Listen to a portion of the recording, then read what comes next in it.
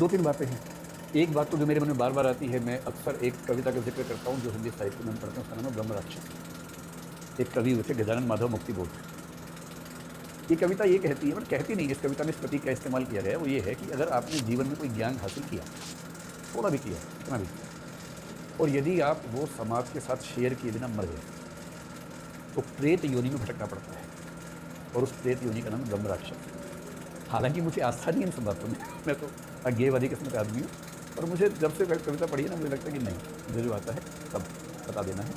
और हमारे समय में सौभाग्य ये है कि बताने के लिए एक मंच ऐसा मिल गया है यूट्यूब की, आप अपनी लंबी-लंबी स्पीच भी, छोटी बात तो आप टिकटॉक पे भी कर सकते हैं, इंस्टा पे भी कर सकते हैं, रील वगैरह में, पर बड़ी बात, सीरियस बात करने के लिए यूट्यूब जैसे मंच हैं। तो मैं ये नहीं बनना चाहता हूँ, मैं नहीं चाहता कि मैं प्रेत बन के भटकूँ बाद में, इसलिए जो मैं जानता हूँ मैं चाहता हूँ सब बता के मरूँ। कहीं मरने में टाइम है थोड़ा सा, लेकिन जितना भी है तब तक सब बता दूँ जो भी है। दूसरी बात, मेरा मानना है कि जो हिंदी का समाज है, या सिर्फ हिंदी नहीं, भारतीय भाषाओं का जो समाज है, उसका दुर्भाग्य कहें या क्या कहें, उसके पास पढ़ने लिखने की चीज़ें बहुत प्रचुर मात्रा में नहीं है।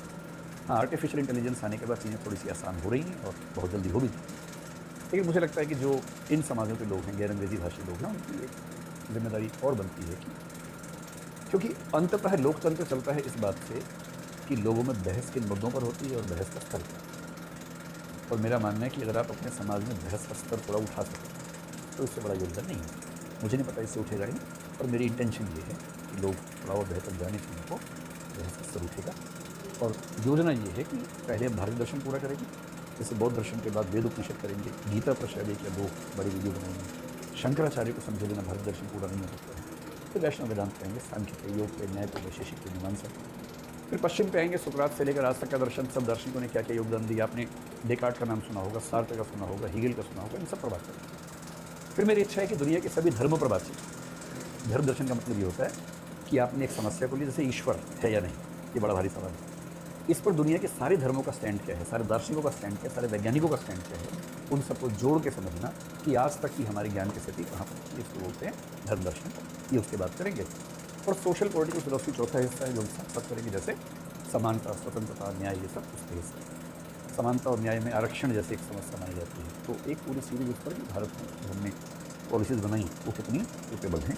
तो ये सब करना है, और जितना भी समय बचा हुआ है, तो बौद्ध दर्शन को समझने की चुनौतियों में पहली चुनौती ये कि बुद्ध ने बहुत स्पष्ट उत्तर बहुत सारे मामलों में दिए नहीं। एक शब्द है अव्याकृत, जिसको हम अगली क्लास में विस्तार में समझेंगे। इसका मतलब ये है 10, 12 या 14 ऐसे प्रश्न हैं तो सबसे बुनियादी सवाल है, और बुद्ध से जब उनका जवाब पूछा गया, बुद्ध ने कहा कि इन पर कुछ नहीं कहा जा सकता, इन पर चुप रहना ही ठीक है। क्यों चुप रहना ठीक है? क्या उनको जवाब नहीं आता था? तो बौद्ध लोग ये मानते हैं कि उनको जवाब आता था, लेकिन ये ऐसे प्रश्न हैं जिनका उत्तर सामान्य भाषा में, व्याकरण की भाषा में दिया जाना संभव नहीं। अव्याकृत यानी व्याकरण की भाषा में इनका जवाब देना संभव नहीं। अब अगर बुद्ध ने बहुत बुनियादी कुछ सवालों के जवाब दिए ही नहीं, तो सीधी सी बात है कि आपको बौद्ध दर्शन पढ़ने में, समझने में दुविधा तो होगी, और बाकी लोगों को भी दिक्कत होगी। फिर जब बुद्ध जाने वाले थे, जब बुद्ध 80 साल के हुए, जाने का समय आया, उनका जो निकटतम दोस्त था या सहचर था या सचिव था, उसका नाम था आनंद। आनंद ने उनसे एक बार नहीं कई बार कहा कि अब आपका जाने का समय है, तो बेहतर है कि जाने से पहले कुछ स्पष्ट निर्देश देकर जाएं कि बाकी लोगों को क्या करना है। तो बुद्ध ने साफ साफ कहा कि मैं कोई निर्देश देकर नहीं जाऊंगा, और मैं चाहूंगा, मतलब मैं पैगंबर नहीं बनना चाहता कि जो मैंने कह दिया फाइनल है, मैं उस रास्ते पर जाना ही नहीं चाहता। कोई निर्देश नहीं, एक ही निर्देश है, और वो है धम्म। धम्म को अपने मन में धारण करो, और उसके आधार पर जो उत्तर तुम्हें सूझे उस उत्तर को मानो। ना पुस्तकों को सम्मान देना है, ना मुझे सम्मान देना है, उस विचार को सम्मान देना है। और ये बात कितनी गहरी है, अगर आपको 2 उदाहरण से मैं समझाऊँ। कुछ दिन पहले मैंने एक पोस्ट पढ़ी फेसबुक पर, जो एक ऑस्ट्रेलिया के बौद्ध भिक्षु के बारे में थी। एक पत्रकार ने उससे कहा, अगर मैं आपके त्रिपिटक को, त्रिपिटक बौद्धों की धार्मिक किताब का नाम है, अगर मैं आपके त्रिपिटक को कमोड में डालकर फ्लश कर दूं, तो आप क्या करें? उकसा रहा था उसको, तो आप क्या करें? उसने कहा, कुछ नहीं, मैं प्लम्बर को फोन करूंगा और कहूंगा कि फ्लश चोक ना हो जाए, आप ठीक कर दीजिए। पत्रकार बोला, और त्रिपिटक के लिए क्या करेंगे? बोले, कुछ नहीं। बोले, आपके पास जो बुद्ध की मूर्ति है, अगर मैं इस मूर्ति को पटक के गिरा दूं, तोड़ दूं, तो आप क्या करेंगे? बोला, कुछ नहीं, मैं झाड़ू ला के सफाई कर दूंगा, ताकि मेरे कमरे में धूल ना रहे, कंकड़ ना रहे, किसी के पैर में चुभ ना रहे। बोला, यार तुम्हारे बुद्ध भगवान की मूर्ति को मैं तोड़ने की बात कर रहा हूँ, आप गुस्सा ही नहीं आ रहा? बोले नहीं, बुद्ध तो खुद ही कहे गए हैं। ज़ेन बुद्धिज़्म में एक बात कही जाती है, अगर तुम्हें बुद्ध बनना है तो बुद्ध को मार दो, अगर बुद्ध तुम्हें मिल भी जाएं तो बुद्ध को मार दो। बुद्ध को फॉलो नहीं करना है, बुद्ध होना है। ना बुद्ध की ज़रूरत है, ना मूर्ति की ज़रूरत है, ना किताब की ज़रूरत है। और उसने यही कहा, आप किताब डालेंगे कमोड में, किताब नहीं छप के आ जाएगी। आप मूर्ति तोड़ेंगे, मूर्ति नहीं बन जाएगी। लेकिन अगर इन चीज़ों के चक्कर में मैं क्रोधित होने लगा तो धर्म का मूल भाव नष्ट हो जाएगा। और धर्म तो भाव है। और यही बात महात्मा बुद्ध कह के गए थे कि मैं जाऊँगा, ना कोई पैगंबर चाहिए, ना कोई किताब चाहिए, ना कुछ और चाहिए। अपनी चेतना से पूछना, और जब जब दुविधा हो एक काम करना, सारे के सारे लोग बैठ जाना, बहुमत से आपकी समझदारी से तय कर लेना।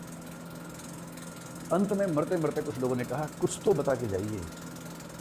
तो बोले, अब तो दीपो भव, अपने दीपक स्वयं बनो। ये उनके अंतिम उपदेशों में से एक है। अपने दीपक खुद बनो, मैं क्यों बनूंगा?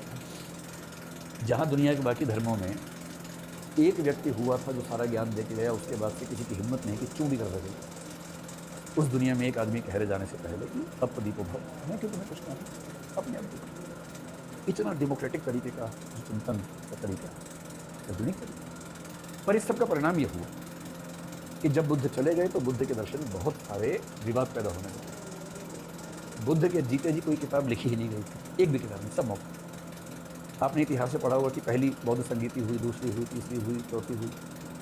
चौथी बौद्ध संगीति वो भी हीनयान वालों की, थेरवाद वालों की, जब श्रीलंका में हुई 29 ईसा पूर्व में, तब जाकर पहली बार डॉक्यूमेंट किया गया, ताड़ के पत्रों पर लिखा गया कि बुद्ध ने क्या किया। और ये बात बुद्ध की मृत्यु के लगभग 450 साल बाद की बात, कुछ लिखा हुआ। पहली संगीति उनकी मौत के एकदम बाद हुई 483 ईसा पूर्व में। उसमें से मौखिक रूप में कुछ बातें हुई कि यही बातें नोट कर लें, याद रखेंगे, दोहराते रहेंगे, बच्चों को बताते रहेंगे, ताकि जैसे वेद लंबे समय तक छोटी परंपराएं चले वैसे चलाएंगे। इस तरीके से उन लोगों ने काम किया।